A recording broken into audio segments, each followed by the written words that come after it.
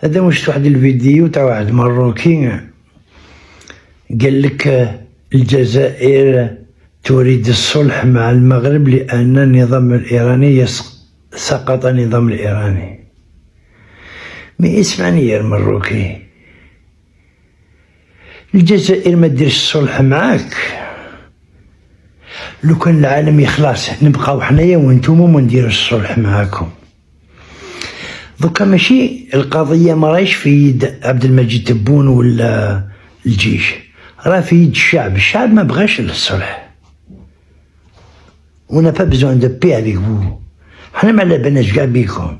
سمع عمي تبون نهار قال لكم باللي لا عودة بوغ ايفيتي لا غير، قالك لا عودة بينا وبينكم غير نساو. هذيك يسقط النظام الإيراني والجزائر تطلب الصلح. حنا والله ما على بالنا بكم قاعدين لكون العالم يطيح، ماشي غير النظام الإيراني برك.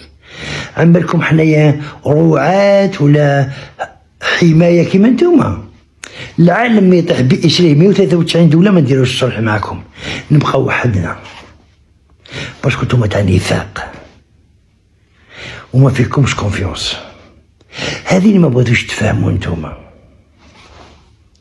سمعت، حنا ما على بالناش كاع بيكم. هذه تخرج لي زعماك والصلح، ما كاش صلح بيناتكم. يوغا با دو بي اونتر نو، سي فيني، لا رجعة. سمعتوا ولا ما سمعتوش؟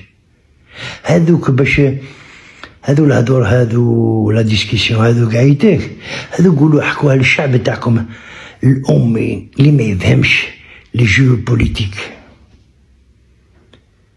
حنا قطعنا كلشي معاكم، جو بحر بر بوغ ايفيتي لا غير. لازم تفهم وديرها في راسك. وتحية الجزائر وتحية الجيش الوطني الشعبي.